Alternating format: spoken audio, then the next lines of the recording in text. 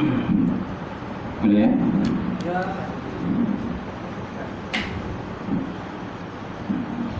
Kita mulakan kuliah malam ini membaca kitab Al-Fatihah. A'udzubillahi minasyaitonirrajim. Bismillahirrahmanirrahim. Alhamdulillahirabbil alamin. Arrahmanirrahim. Maliki yaumiddin. Iyyaka na'budu wa iyyaka nasta'in. Ihdinas siratal mustaqim. Siratal ladzina an'amta 'alaihim ghairil maghdubi 'alaihim waladdallin. Amin. Assalamualaikum warahmatullahi ta'ala wabarakatuh. Alhamdulillah wahdah, sadaqa wa'dah, wa nasara 'abdah, wa 'azza billah, wa hazama al-ahzaba wahdah. Asyhadu an la ilaha illallah wahdahu la syarika lah, wa asyhadu anna Muhammadan abduhu wa rasuluh. Allahumma shalli wa sallim ala azan nabiyyin karim wa lil malaikatil muqarrabin wa ala alihi wa sahbihi ajmain. Amma ba'd. Yang mati Fadil Imam kita Al-Fadil Al-Fadillah, kemudian pengurusi surau, jatuh kuasa surau muslimin muslimat yang dirahmati. Alhamdulillah, kita panjatkan puji dan syukur kepada Allah yang kita dapat bersama malam ini malam nisfu Syaban. Alhamdulillah, selesai kita baca Yasin walaupun sekali, Yasin 3 kali dah, sebabkan kita punya bertembung dengan kuliah kita. Baca sekali mengisi program sekarang dengan program kuliah, insyaAllah. Dan kita teruskan pengajian dengan kitab Hakikat Beriman, Hidup Beriman kepada Allah. Kursus apa tu?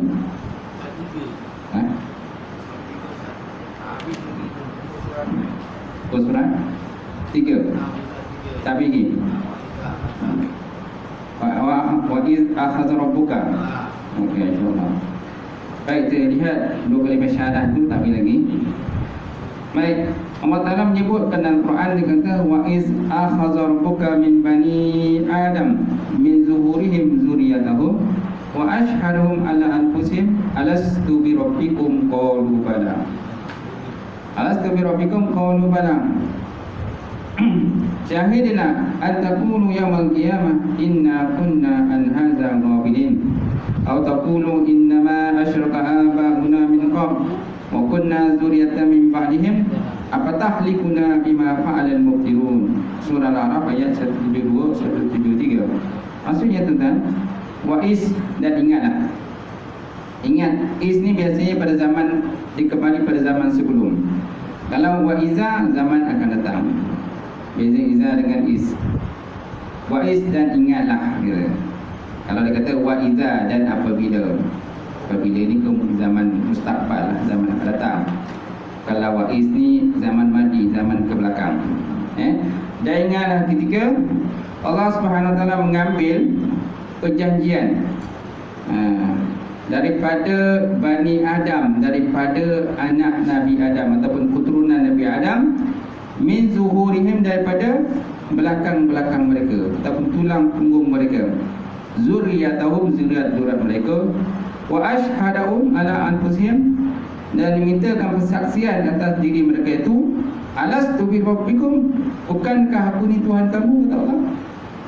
Bukankah aku ni Tuhan kamu? Qalu, mereka menjawab, mana segala zuriat keturunan Nabi Adam itu menjawab, bala ya, syahidina, kami bersaksikan. Mana bersaksikan apa? Mempersaksikan Allah Ta'ala itu sebagai Tuhan. Nak saksi Allah Ta'ala itu sebagai Tuhan. Syahidina an taqulu yawmal qiyamah inna kunna an hadza ghafilin, bahawa mereka itu berkata pada hari kiamat, sesungguhnya kami itu termasuk daripada perkara ini, termasuk kumpulan orang yang lalai.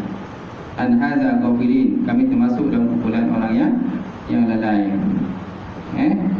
Atau taqulu, ataupun mereka berkata innama asyraka abauna, hanya saja yang melakukan syirik itu ialah bapa-bapa kami ataupun nenek-nenek moyang kami, min qab, sebelum pada kami, wa kunna, adalah kami ini, zuriatan min ba'dihim, zuriat sesudah mereka.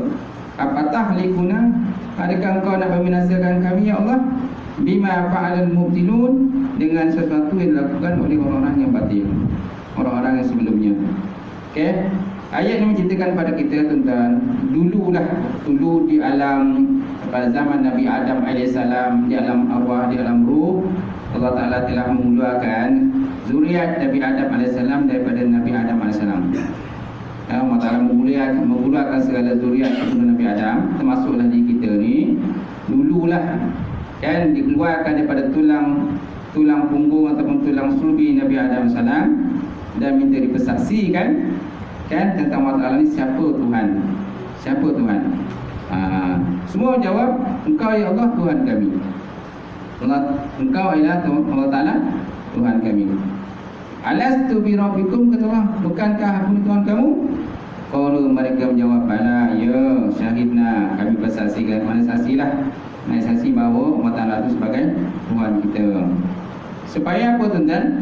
Supaya mereka nanti tidak berkata pada hari kiamat, sesungguhnya kami tak pernah pun naik saksi tentang Allah Ta'ala itu sebagai Tuhan kami. Supaya jangan besok dulu tuan-tuan, di hari kiamat besok, jangan ada di kalangan anak keturunan Nabi Adam ni cakap macam tu. Jangan ada yang cakap macam tu. Kami tak pernah pun disuruh menyembah Allah. Kami tak pernah pun disuruh mengabdikan diri kepada Allah. Jadi mereka cuba mengelaklah besok, hari kiamat besok. Itu sebab mereka kata, antaqulu yaumil qiyamah inna kunna an hadza ghafilin. Bahawa mereka berkata pada hari kiamat nanti, semuanya kami terhadap benda ni kami termasuk kumpulan orang yang lalai. Mana kami tak ada pun naik saksi Allah Ta'ala itu sebagai Tuhan kami. Jadi besok tuan-tuan mereka tak ada hujah lah. Tak ada hujah nak tolak benda ni. Kenapa? Kerana perjanjian sebenarnya telah pun berada di alam ruh, dalam roh arwah dah ada dah. Di alam ruh ataupun arwah dah ada dah. Al-taqulu, ataupun bahawa mereka berkata, innama asyraka abauna, sesungguhnya melakukan syirik itu ialah nenek-nenek moyang kami.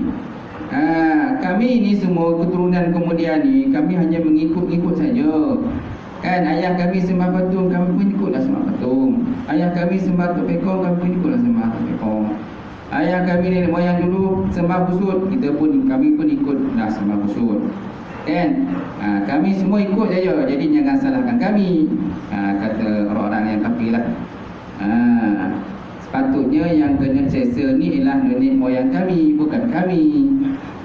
Itulah hujah mereka lah. Alasan mereka. Tapi orang kafir, kalau dah tentukan kafir, tetap dalam neraka. Dan orang beriman, kalau dah tentukan beriman, masuk dalam syurga Allah Subhanahu Wa Ta'ala. Kerana manusia dibagi pilihan.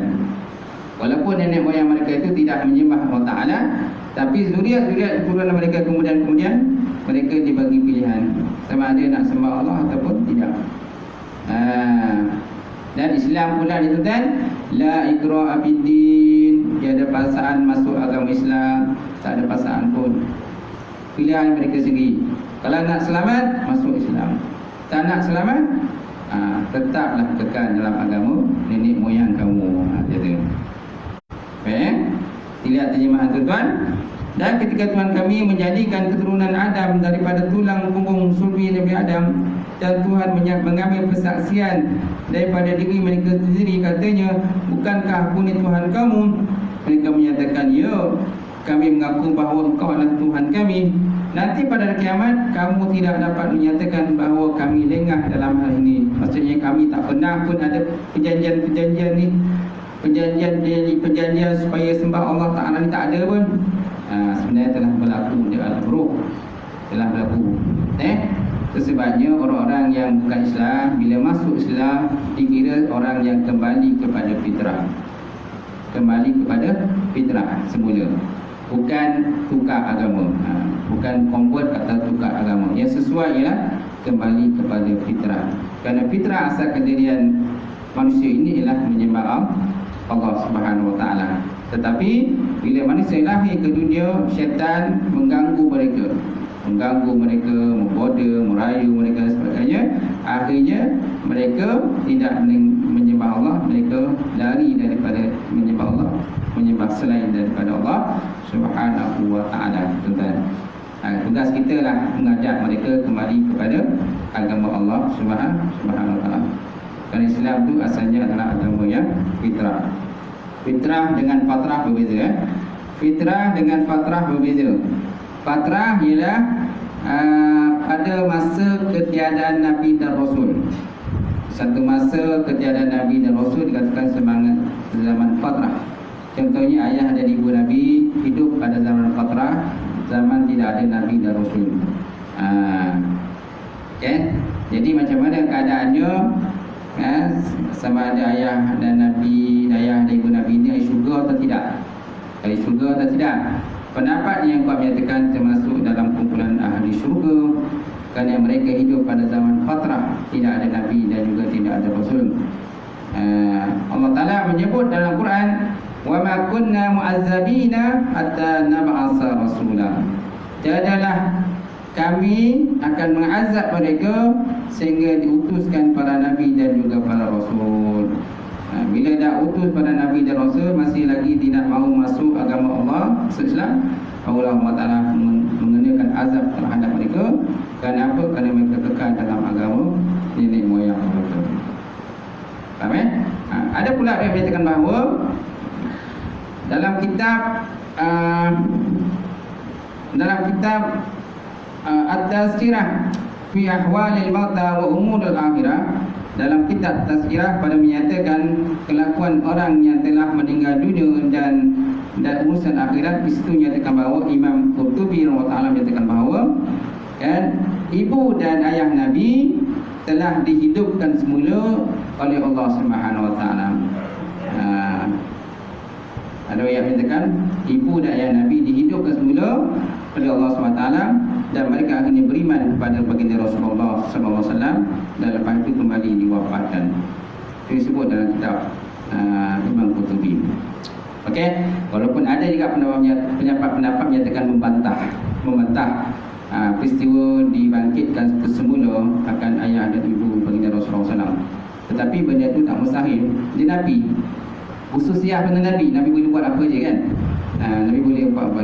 Malahan kalau ikut pada zaman Nabi Isa AS, Nabi Isa AS pun ada mukjizat dia boleh menghidupkan orang yang telah meninggal dunia. Pada zaman Nabi Musa pun ada juga orang yang telah mati dihidupkan semula dengan izin Allah Subhanahu wa taala. Jadi tak mustahil kan Nabi tak boleh meminta kepada Allah supaya dihidupkan semula akan baginda Rasulullah SAW. Mic tak pasang tadi, terlupa. InsyaAllah. Jadi tak mustahil lah. Tak mustahil kalau seandainya Allah Ta'ala, Nabi SAW meminta kepada Allah SWT supaya Allah Ta'ala menghidupkan semula akan baginda ayah dan juga ibu baginda Rasulullah SAW, dan akhirnya beriman kepada baginda Rasulullah SAW. Baik tuan. Baik, daripada ayat di atas jelas bahawa sewaktu manusia berada di alam ruh, waktu mereka berada di alam ruh, manusia semua telah bersaksi Allah Ta'ala itu adalah Tuhan yang menciptakan. Tetapi apabila kita tiba di alam dunia, kita telah lupa dengan janji-janji kita di alam roh. Nampak? Kerana sifat manusia ni suka lupa. Apalagi orang Melayu. Melayu mudah lupa. Melayu mudah lupa kan. Orang kita orang Melayu lah. Kerana sifat manusia ni kan, manusia diambil daripada perkataan insanun. Insanun diambil daripada perkataan nisyanun. Nisyan mana lupa. Insan diambil daripada perkataan nisyanun. Nisyanun mana lupa. Sama seperti sahun. Sahun lupa lah. Sahun dengan nisyan maknanya lupa. Itu sebabnya kalau kita lupa dalam sembahyang, kita kena buat sujud sahwi. Sahwi itu mana lupa lah. Cuma nisyan dengan sahun berbeza sikit lah. Kalau sahun ni lupa sekejap, ingat balik. Lupa berapa rakaat dalam sembahyang, kemudian tiba-tiba ingat balik kan berapa rakaat kan. Jadi kita biasa kita ambil dengan jumlah yang paling sedikit lah. Kalau contoh kita terlupa pada rakaat yang ketiga, maka kita ambil pada rakaat yang kedua lah. Kita ambil yang lebih pasti dan tahqiq lah, yang kuat. Betul tak? Okay. Kalau nisyan ni lupa dia banyak lupa. Kita ni banyak lupa. Betul tak? Kadang rumah pun terlupa kan. Pergi pasar sama-sama, pergi shopping sama-sama, sampai sana kita turun ke rumah, dia pergi beli barang semua. Lepas tu kita pergi mengetel mana-mana. Kan jumpa pula kawan, lepas tu berborak-borak dan lupa pula rumah. Rumah pergi shopping tadi. Poniklah rumah nunggu tu. Manalah abang aku ni tak sampai-sampai kan. Rupa tengah mengerti berborak tak habis. Betul tak? Jangan berbuat macam tu. Jangan selalu berbuat. Mengajuk rumah kan. Balik tu dah bongi dia. Pergi dia ponik ni berjanggut dia nunggu kat situ kan. Berpoluh-poluh dalam panik dia.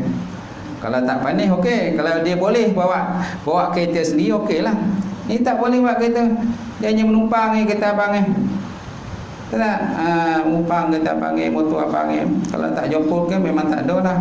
Kan berpaniklah ke situ nunggu kan.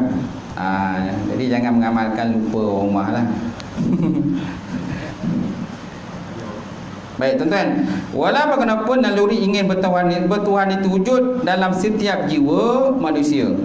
Cuma jalan yang ditempuh itu berbeza-beza mengikut haluan yang dipilih. Kan manusia ni bila dah lahir ke dunia disebabkan oleh pengaruh syaitan dan juga pengaruh macam-macam pengaruh lah, akhirnya mereka tidak menyembah Allah, mereka menyembah selain daripada Allah Ta'ala. Dan mereka mewujudkan berbagai jenis agama pula. Walaupun hakikatnya kafir itu satu je kafir kan. Tapi pecahan kafir itu pun banyak juga. Agama Kristian, agama Yahudi, Hindu, Buddha, macam-macam lagi agama kan. Ada juga yang jenis tidak bertuhan pun ada. Dia tak percaya pada Tuhan. Tak percaya pada Tuhan. Tapi bila dia susah, dia mudarat, akhirnya dia cari Tuhan tak? Akhirnya dia mencari Tuhan.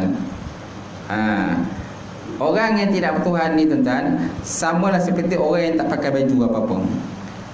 Dia bulat, dia tak ada pakai baju apa-apa. Kan? Kenapa? Bila dibagi pilih, ni kena baju biru nah. Ambillah baju biru. Tak nak, aku tak nak pakai baju biru. Okey, baju belang-belang pun tak nak pakai baju belang-belang. Baju hijau pun tak nak. Okey, baju coklat pun tak nak. Semua tak nak. Habis kau nak buat apa?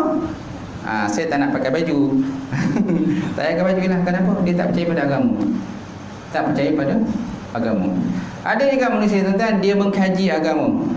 Mengkaji dan dia berpindah-pindah agama. Bila dia masuk dalam agama Kristian, aku tak minat Kristian, berpindah pada agama Hindu pula. Masuk agama Hindu, dia tak capai apa yang dia nak, tak dapat, maka dia berpindah pada agama Kristian. Masuk Kristian pun tak dapat juga apa yang dia nak, berpindah pada agama lain. Akhirnya kembali kepada fitrah. Akhirnya kembali pada Islam. Maknanya dia menemukan Tuhannya dalam Islam. Dia menemukan ketenangannya dalam agama Allah Subhanahu Wa Taala. Dalam agama lain dia tidak menemukan ketenangan begitu. Dia tak dapat apa yang dia nak capai tadilah. Macam tu. Baik. Kemudian kita kembali kepada firman Allah Subhanahu Wa Taala, "Wala in sa'atahum man khalaqahum la yaqulunna Allah fa anna yufakun." Wakilihi ya Rabbi inna haula'i qaumul la yu'minun. Surah Az-Zukhruf ayat 87-88. Maksudnya tuan-tuan, wala in sa'atahum, dan jikalau kamu bertanya kepada mereka, man khalaqahum, siapa yang menciptakan mereka, siapa yang menciptakan kamu, la yaqulunna Allah, nescaya mereka menjawab Allah. Kat situ ada nun bertasydid, la yaqulunna Allah. Nampak? Sungguh mereka akan berkata Allah. Ada tasydid ni maknanya tahqiq. Kalau dalam bahasa, dalam ilmu sharaf itu nun taukid sakilah. Nun taukid, nun kuat yang berat. La yaqulunna Allah. Sungguh mereka akan berkata Allah. So maknanya hakikat kejadian mereka itu, mereka boleh menerima Allah itu sebagai Tuhan mereka. Kan? Itu sebab kadang-kadang apa-apa terjadi pada mereka, dia kata alah ini kuasa Tuhan Allah lah, dia kata. Ini kuasa Tuhan Allah. Mereka pun mengakui. Contohnya kalau berlaku banjir besar kan, dia kata teruklah sekarang banjir macam mana? Alah ni kuasa Tuhan Allah lah. Kita tak boleh cakap apa lah, dia kata. Betul tak? Mereka pun kata macam tu, Tuhan Allah. Kan? Tapi sebenarnya hakikatnya mereka tak kenal pun Tuhan. Sebab mereka tak belajar. Kan? Mereka menyamakan Tuhan Allah itu dengan sembahan-sembahan mereka lah. Mereka anggap Tuhan yang mereka sembah itu ialah Tuhan Allah, tapi sebenarnya tidak. Allah Ta'ala lain daripada apa yang mereka gambarkan. Itu sebabnya ilmu penting. Ilmu penting bahawa kita dapat mengenal ini Allah, kan? Ini Allah, ini bukan Allah. Allah ialah satu zat yang wajib wujud, yang tak boleh disamakan dengan makhluk. Kan mereka sebabkan kejahilan, mereka kata itu Tuhan Allah, apa yang mereka sembah. Mereka nak samakan Tuhan tu dengan benda-benda yang berjisim, berbentuk, berupa, boleh pegang, dia rasa kan Tuhan Ta'ala bukan begitu. Nampak? Disebabkan kejahilan mereka menghukum begitu.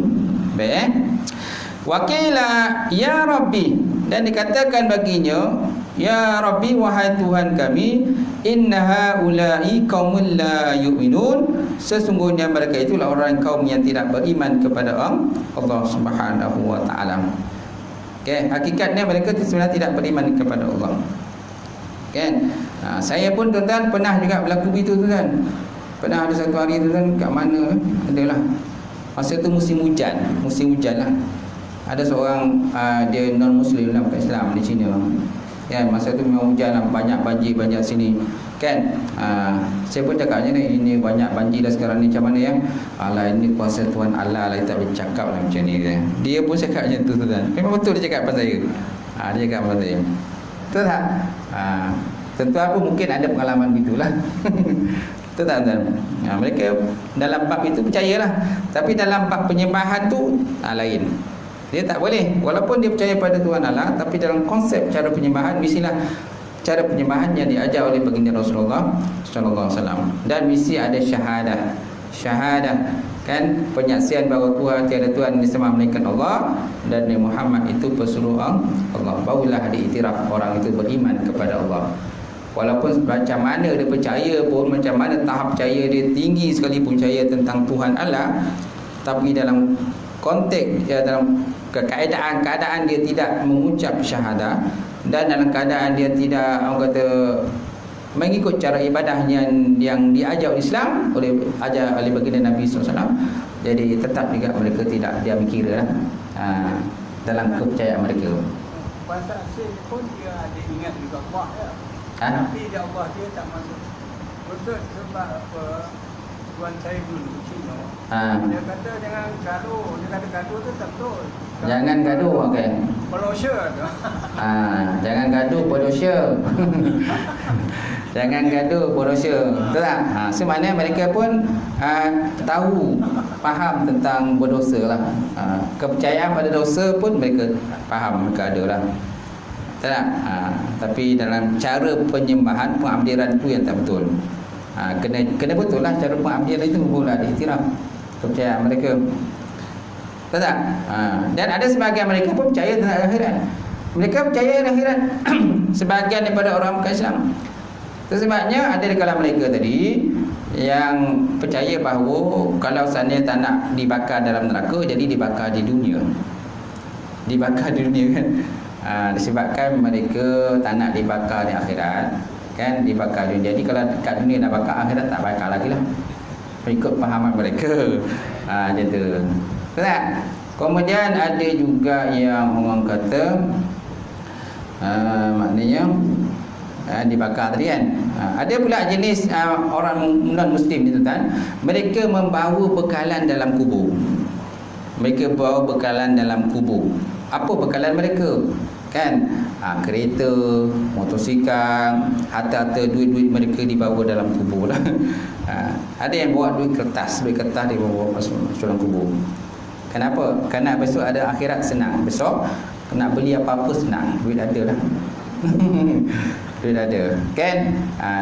Kalau dibawa motor, tanam motor sekali, kereta ada juga ditanam kereta sekali dalam kubur mereka, sekali dengan mayat tadi lah, tanam dalam kubur. Dan dibekalkan minyak petrol sekali.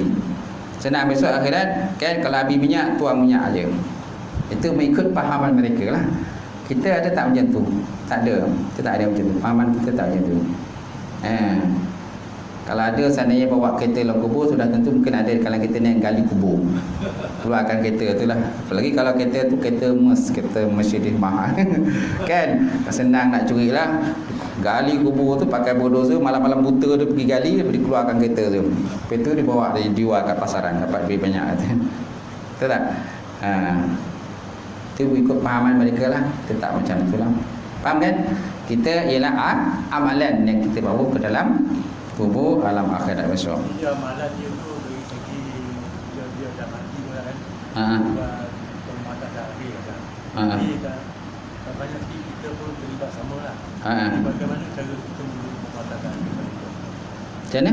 Mematahkan akhirat kan. Dia dah terbagi lah tu. Jadi kita pergi ziarah dia lah. Masa dia terbagi tu kan. Macam mana cara kita nak mematahkan akhirat? Aku tengok dia je. Tengok je lah, wajar lah. Kita tak boleh mendoakan pun dia sebab dia bukan Islam.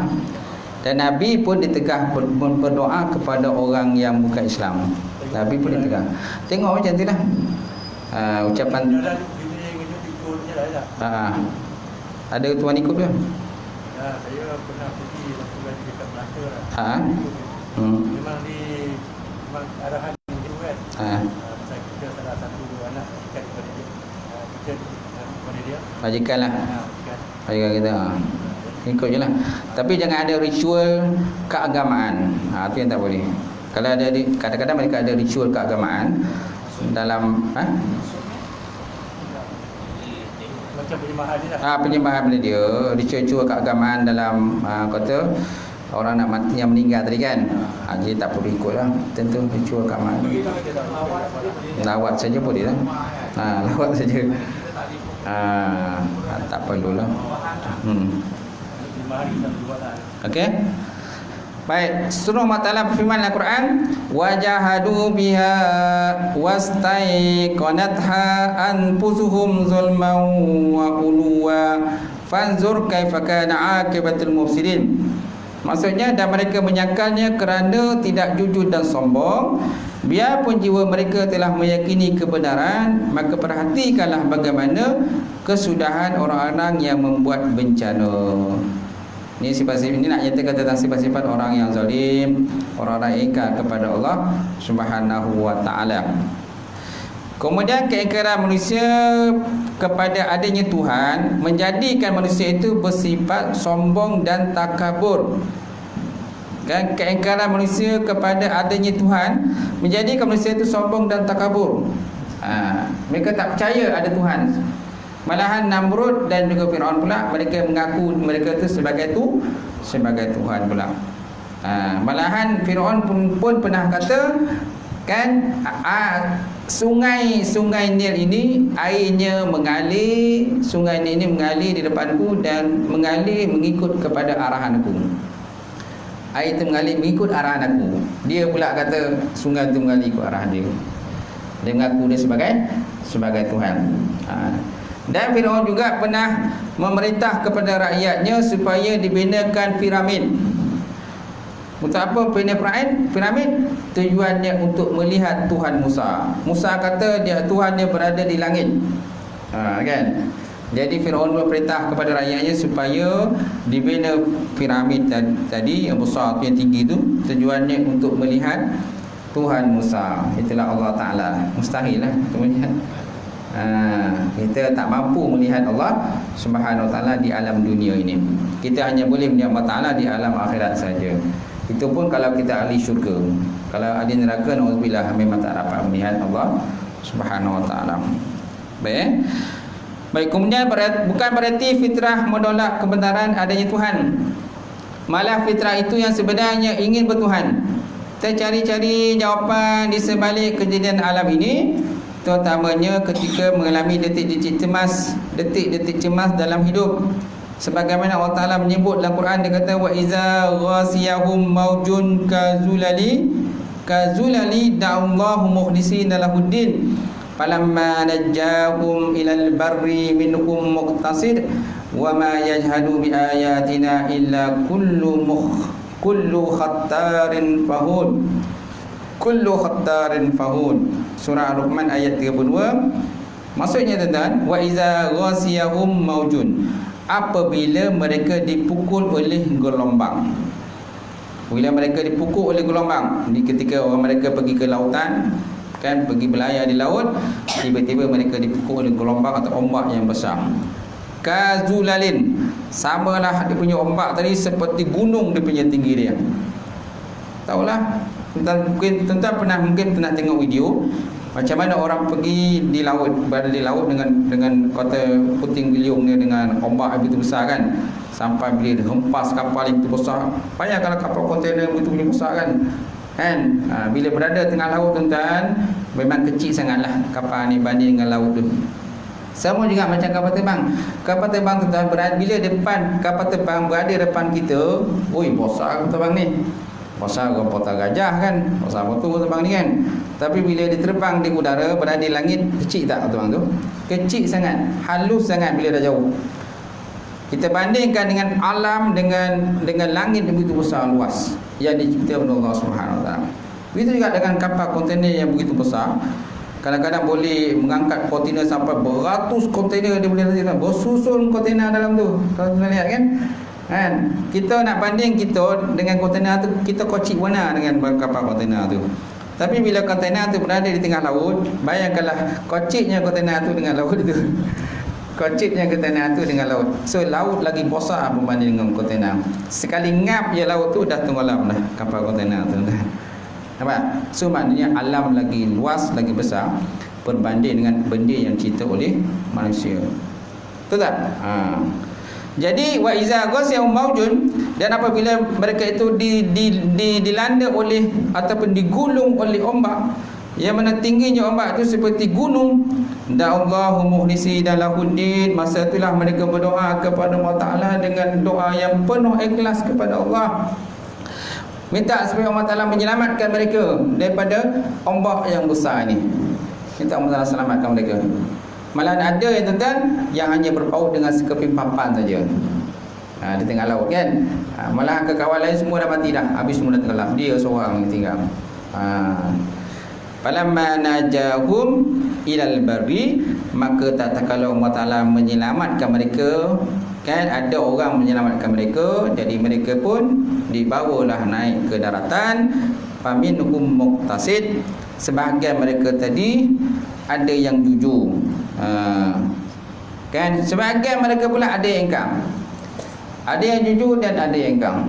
Mana ada yang boleh menerima ketuhanan tadi, ada yang tidak boleh menerima ketuhanan.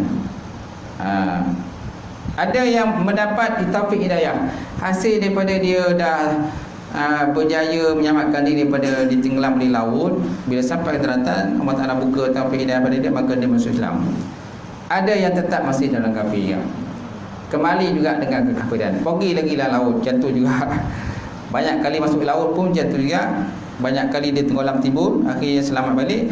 Kalau Allah Taala tak bukakan taufik hidayah bagi dia, dia tetap macam tu juga, tetap tidak akan beriman kepada Allah Subhanahu Wa Taala.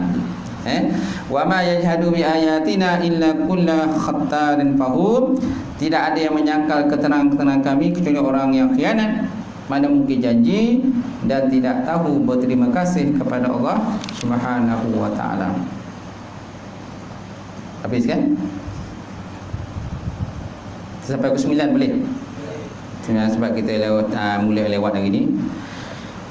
Baik, kita lihat hal-hal yang berkaitan dengan kalimah syahadah. Hal-hal berkaitan dengan kalimah syahadah. Apa dia katakan kalimah syahadah tuan-tuan? Iaitulah kalimah la ilaha illallah Muhammad Rasulullah. Tiada Tuhan yang disembah melainkan Allah, dan Muhammad itu pesuruh Allah. Kalimah syahadah juga dinamakan dengan kalimah-kalimah yang lain. Pertama, kalimatut tauhid. Kerana mengesahkan Islam dan tauhid seorang. Kenapa dikatakan kalimat tauhid? Kerana ia mengesahkan Islam dan tauhid seseorang. Selagi mana dia tak ucap kalimat tauhid itu, selagi itu dia bukan Islam. Walau macam mana pun dia berislam, macam mana pun dia perjuangkan Islam itu, tapi disebabkan tak ada syahadah, tetap juga ditolak. Oleh Allah Subhanahu Wa Taala. Jadi kalimat tauhid kan gunanya untuk mengesahkan keislaman seseorang dan tauhid seseorang. Dia juga dinamakan sebagai kalimatul iman. Kalimatul iman. Kenapa? Kerana mengesahkan iman seseorang. Dia juga dinamakan kalimatul ihsan. Kalimatul ihsan, kenapa? Kerana dia membawa pengenalan kepada Tuhannya. Kenapa? Bila dia dah beriman kepada Allah, maka wajib dia mencari ilmu tentang Islam. Dia belajar ilmu fardu ain tentang tauhid, belajar tentang ilmu fiqh, belajar ilmu akhlak, ilmu tasawuf, belajar pula Quran, belajar pula tafsir, belajar pula hadis tuan-tuan. Sampai ke tuan-tuan ada orang-orang yang asalnya bukan Islam, bila masuk Islam dia jadi pendakwah Islam. Nampak? Jadi pendakwah Islam ada. Ramai kan? Ramai je tu. Malahan kita Islam ni jauh ke belakang. Kita pula jauh Islam, kita dah lama Islam dah. Tapi dia dah potong kita. Dia Islam kemudian. Tapi disebabkan dia kesungguhan dia tadi, kecintaan dia kepada Islam, akhirnya dia potong kita. Dia pula dulu berceramah, dia ceramah sana, ceramah sini, mengajak orang kepada agama Allah Subhanahu wa taala. Banyak macam tu kan. Kita ni lombap sikitlah. Bukan lombap kadang malih. Sebab apa? Dah Islam dah, cukuplah tu kan. Baik, kemudian dinamakan juga kalimatut thayyibah. Kalimatut thayyibah kerana dia membawa kepada kebaikan insan daripada semua sudut, terutama sekali dalam bab akidah dan juga dalam bab akhlak. Akidah dan juga akhlak. Malahan dalam Quran pula tuan-tuan, Allah Ta'ala mengibaratkan tuan-tuan, orang yang ada kalimatut tauhid ini, mereka merupakan seperti sebatang pokok yang kuat dan kukuh. Alam tarakai pada Rabbullahu masalah kalimatan thayyibatan kasajaratin thayyibatin asluha sabitun wa faruha fis sama tu'ti ukulaha kullahinin biizni rabbiha. Adakah kamu tidak melihat bagaimana Allah Ta'ala membuat perumpamaan kalimah yang baik itu samalah seperti sebatang pokok yang baik, yang mana akarnya jauh masuk ke dalam tanah dan pucuknya tinggi menjulang sampai ke langit. Ukulaha, dia sentiasa mengeluarkan hasil dan buah untuk beri manfaat kepada makhluk yang lain, kepada manusia. Tu'ti ukulaha kullahinin biizni rabbiha. Semuanya itu dengan izin Allah Subhanahu wa taala. Jadi kalimah baik itu samalah seperti sebatang pokok yang baik. Macam mana pokok yang baik tuan-tuan? Akarnya masuk jauh ke dalam tanah, pucuknya menjulang sampai ke langit. Kalau datang contohnya kata hujan, ribut taupan, salji ke tuan-tuan, apa sajalah, dia tidak akan terbungkas. Tak akan terbungkas. Kalau tidak pun mungkin patah lah. Patah, tapi akarnya tak terbungkas. Kan? Kalau tidak pun dia punya batang tu tak patah, tapi yang patah tu mungkin cabang-cabang je, daun-daun je mungkin jatuh guguran. Macam itulah. Berbeza dengan kalimah yang buruk. Kalimah buruk itu samalah seperti sebatang pokok yang akarnya tu terbungkas dan pucuknya tak sampai ke langit pun. Sikit je pucuknya tu. Macam hidup segan mati tak mau. Betul istilah kita. Hidup segan mati tak mau. Nak kata hidup pun tak hidup, nak kata tu sebab tuan-tuan ada pokok kadang-kadang kita hukum tobang je. Hukum tobang tuan, kita bukan main lagi kita tanam dia. Kita ingat dia lah ni dapat hasil ni mata kucing ni, buah pokok mata kucing lah. Orang terjual ni bagus ni tuan, beli bagus sini kan, tobang hasil mata kucing ni. Kita pun bolehlah tanamlah ke rumah kita. Lepas tu punyalah baju sampai puasa. Sampai puasa tak pernah berbuah. Sampai puasa tak pernah buah. Ayo betulah kena kelentong lah aku ni. Kena kelentong lah ke toke yang jual dulu tuan. Apa hukum tu tuan? Tobang ke tak tobang? Tobang gila kau tak menyomak aku. Tu tak. Tanamlah pokok lain. Tak ada kan berlaku, kadang-kadang berlaku tu kan. Ataupun mungkin kita tanam betik. Betik kan. Orang yang jual tu kau mainlah tunjuk dia macam ni buah yang besar buah manis isi dia pun bagilah anak kat kita. Kita pun tanam tuan-tuan. Berapa puluh tahun tanam tak juga berbuah. Lupa botik jantan. Botik jantan mana ada buah yang ada buah tu botik betina. Tahu tak? Orang kata kalau kita tanam pokok-pokoknya sebab akan buah tu dia boleh tambah banyak, betul. Habis kalau pokok jantan jangan nak sedekah. Saya ada buah tinggi tebang je. Hukum tebang lah tuan-tuan. Nak buat macam tu kan. Itulah kejadian tuan-tuan. Okey. Jadi perkataan yang baik, kalimatut thayyibah itulah Ulama tafsir mentafsirkan dengan kalimat thayyibah itu ialah kalimah la ilaha illallah Muhammad Rasulullah. Kalimah syahadah itulah. Jadi kalimah syahadah itu sama seperti sebatang pokok yang kuat, akan masuk ke dalam tanah, pucuk bidang sampai langit, dan dia sentiasa menghasilkan buah. Dan kita sentiasa dapat manfaat daripada buah tadi. Kalau berlebih, kita sedekah ke jiran kita. Jiran kita, anak cucu kita balik, ambil lah buahnya. Kadang anak cucu tak balik, kita pun yang tak rumah kan? Tunggu cucu tak balik-balik, anak tak balik, akhirnya atuk yang pergi naik kereta bawa pergi hantar rumah cucu. Sayang ke cucu tu. Tunggu tak balik Kemudian tentang kalimatul ulia. Jadi kalimat syahadah juga dinamakan sebagai kalimatul ulia kerana dia meninggikan syariat Islam, syiar Allah Subhanahu Wa Taala di muka bumi. Apa makna ulia tuan-tuan? Ulia makna tinggi. Ulia makna tinggi ataupun aliyun, tinggi. Wusta, pertengahan. Adana, rendah. Adana makna rendah. Bawah. Rendah, pertengahan dan tinggi. Kan perkataan tinggi ini kadang-kadang digunakan dengan penggunaan aliyun, tinggi, ataupun ulia. Ulia pun bermakna tinggi.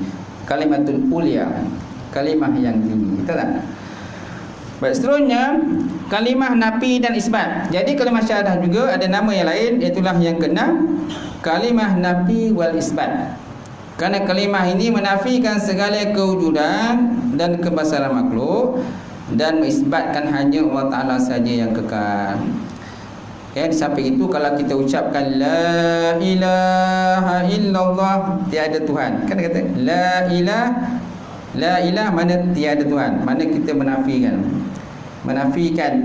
mana tak ada Tuhan langsung, la ilah tiada Tuhan, illa kecuali, mana kita isbatkan illallah kecuali Allah. So makna yang ada Tuhan ialah Allah Ta'ala saja yang tunggal. Isbat ni lawan daripada nafi lah. Nafi ni mana tidak, lawan daripada tidak. Nafi buat isbat. Okey? Isbat lah. Kalau tak tahu dah pun tak di kampung mana saya budak dia pun dah tak apa dah. Tapi dia tak tahu apa. Dan ilah jadikan macam bahasa yang dah tak ada Tuhan. Tapi dia dah punya kebiasaan. Kan? Bila kita terkejut, kadang orang tua berkadangnya juga, orang tua terkejut, la ilaha la ilah. Dia tak sempurnalah. Yang paling bagus kita sebut dengan sempurna. La ilaha illallah, bertuah betul dah budak ni. La ilaha illallah, bertuah betul. Ingat kau tak sampai pun dah sampai dah terpacu dah tempat itu. La ilaha illallah kan. Terkejut kita Tadi dia telefon, dia kata masih jauh lagi. Seminit lepas tu dia tengok dah terpacu depan itu. Kita kata la ilaha illallah, dah sampai kau rupa kan. Tapi orang kita kadang-kadang sebut la ilah dah sampai kau. Tak betul itu. Tak sempurnalah. Sebut dengan habis. La ilaha illallah Muhammadur Rasulullah. Baik. Jadi kalimah syahadah juga dinamakan sebagai kalimah nafi isbat. Kerana kalimah ini menafikan segala kewujudan dan juga kebesaran makhluk. Mana yang besar itu bukan makhluk, yang besar itu ya Allah. Dan mengisbatkan hanya Allah Ta'ala saja kekal. Kerana Allah Ta'ala itu bersifat kata salah satu sifat yang wajib Allah Ta'ala ialah baqa, kekal. Salah satu sifat yang wajib bagi Allah ialah al-baqa, kekal. Apa makna kekal? Tidak ada kesudahan kepada wujud Allah. Tidak ada permulaan kepada wujudnya dan tidak ada kesudahan kepada wujud Allah Subhanahu Wa Taala. Jadi Allah Taala itu baqa, kekal lah selama-lamanya. Kita sebagai makhluk ni, kita ada permulaan kepada wujud kita dan ada pengakhiran kepada wujud kita. Kemudian ada juga makhluk yang ada permulaan kepada wujudnya tetapi tidak ada kesudahan kepada wujudnya. Apa benda yang tidak ada kesudahan pada wujudnya? Contohnya para malaikat, betul? Syurga dan neraka. Syurga dan neraka tidak ada kesudahan kepada wujudnya. Ruh juga. Ruh tidak ada kesudahan kepada wujudnya ruh. Dia ada permulaan wujud dia tetapi tidak ada kesudahan. Ada permulaan tapi tidak ada kesudahan. Yang paling besar syurga neraka lah. Syurga tu ada permulaan pada wujudnya tetapi tidak ada kesudahan pada wujudnya. Dia kekal lah selama-lamanya. Dan manusia bila masuk dalam tu pun kekal. Khalidina fihi abada. Kekallah mereka selama-lamanya dalam tu, sama ada syurga ataupun dalam neraka. Baik. Kemudian saya tengok ada satu kisah lah. Kisah berkenaan dengan syahadah ni. Imam Hambali, tahu tak Imam Hambali? Imam Hambali bukan Imam Hambali. Abu Nawas. Abu Nawas tuan, dia ni hidup pada zaman Khalifah Harun Ar-Rasyid. Dan Abu Nawas juga hidup pada zaman Imam Hambali. Dia hidup pada zaman Imam Hambali. Setahu itu tuan, Imam Hambali ni dia mengajar di dalam masjid. Dalam masjid. Maka dalam masjid tu ramailah kata anak-anak murid Imam Hambali yang berguru dengan Imam Hambali lah. Semua bertalaki lah, berguru lah dengan Imam Hambali. Tiba-tiba tuan-tuan, kan, ketika Imam Hambali tengah mengajar tadi, tiba-tiba Abu Nawas muncul. Abu Nawas muncul. Dia kata, tuan, tuan, dia kata, aku nak tanya soalan boleh tak? Orang ramai dah mula pandang pada Abu Nawas. Abu Nawas ni dia termasuk orang yang orang kata licik lah, istilah kita ni licik. Licik. Tapi dia ni orang kesayangan kepada sultan. Dia adalah Sultan Harun Ar-Rasyid. Dia menjadi penasihat kepada sultan. Tapi dia ni fikiran dia Abu Nawas ni gila-gila sikit. Istilahnya gila-gila lah. Dulu kan pernah baca majalah gila-gila kan? Dulu kan popular majalah gila-gila. Sekarang tak ada dah kan? Tak ada majalah gila-gila. Tuan jangan baca gila majalah gila, jadi tuan jadi gila.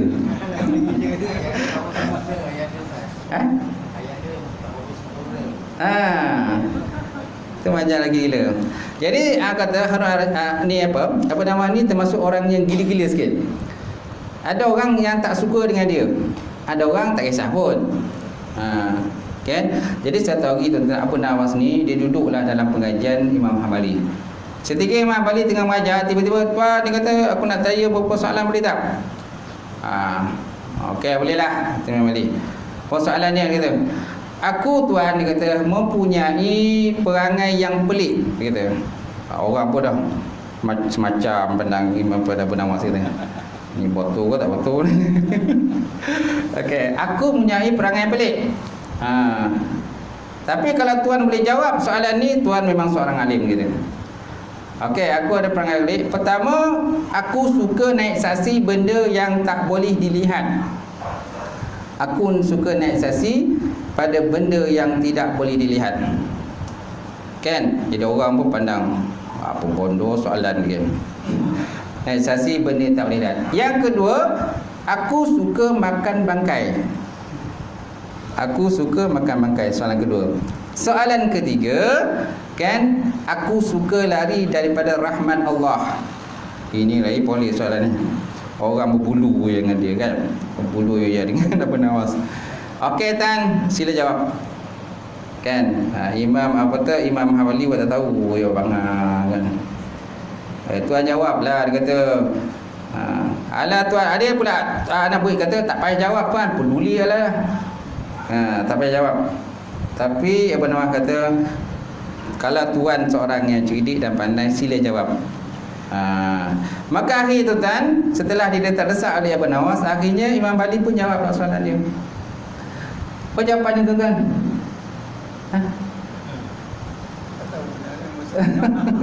Jawapannya apa?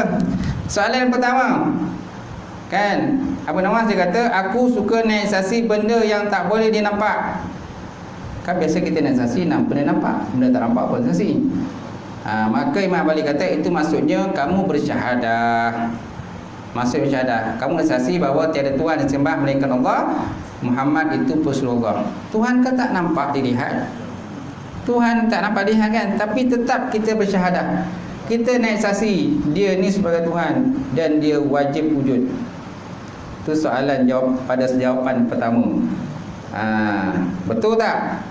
Betul. Betul Abu Nawas kata. Okay, soalan kedua. Kan dia kata benar kata aku punya perangai yang pelik, suka makan bangkai. Jadi apa jawapannya? Jawapannya Imam Malik kata kamu suka makan ikan, dia kata. Kamu suka makan ikan. Kerana ikan tu termasuk dalam kategori bangkai. Kan ikan tak perlu kita nak sembelih semua. Ada orang sembelih ikan tak? Tak ada.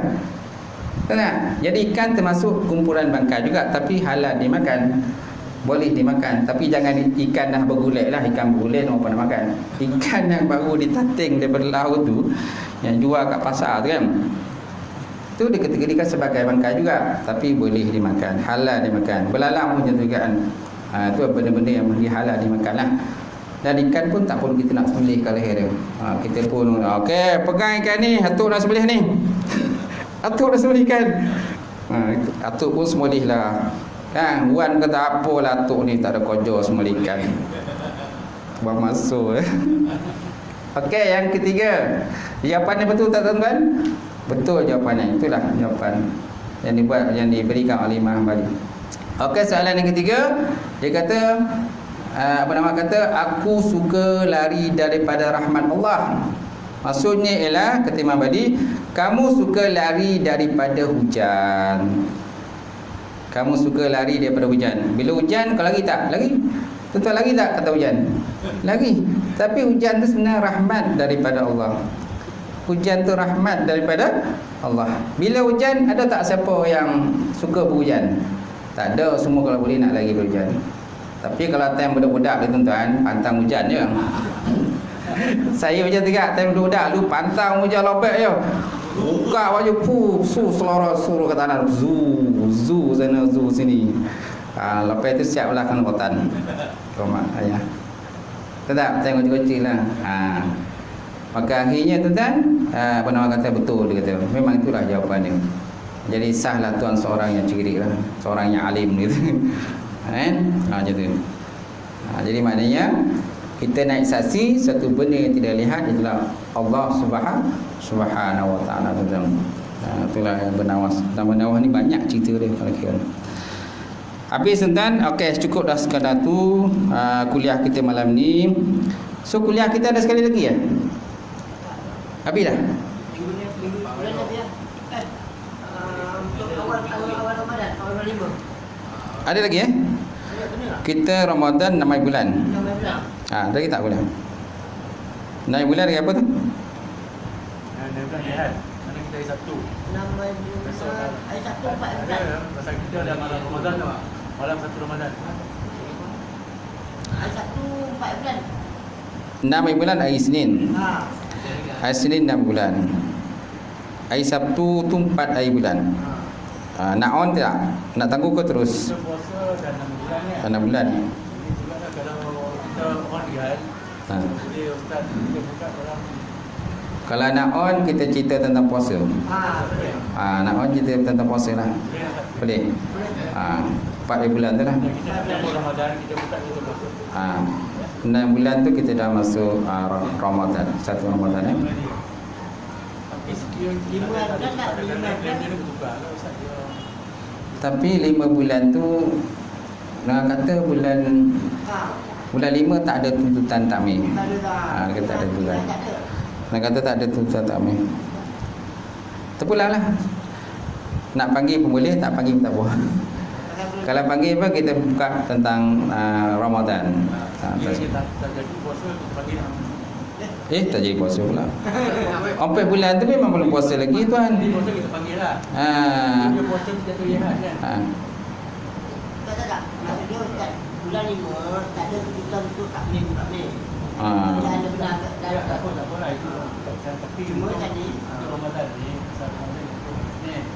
Jadi sekiranya dia jatuh jihad, kita tak boleh buat kuliah pasal malam tarawih. Jadi sekiranya dia tetap Islam, memang Ustaz dia tak ada bertanggung pada gitu. Kita boleh punya Ustaz lah.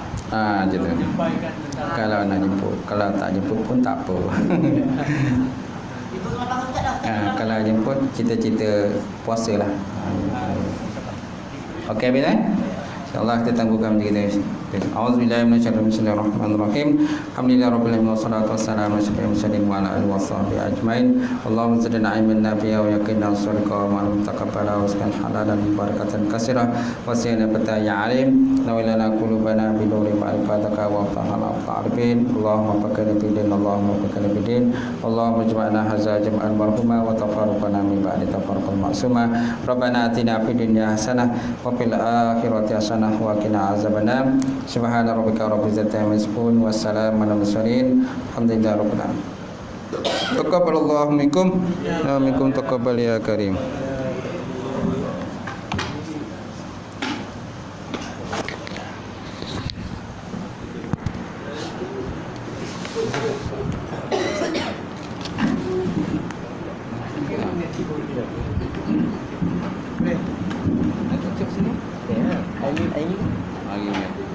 Mana bilanya je sekali je kan?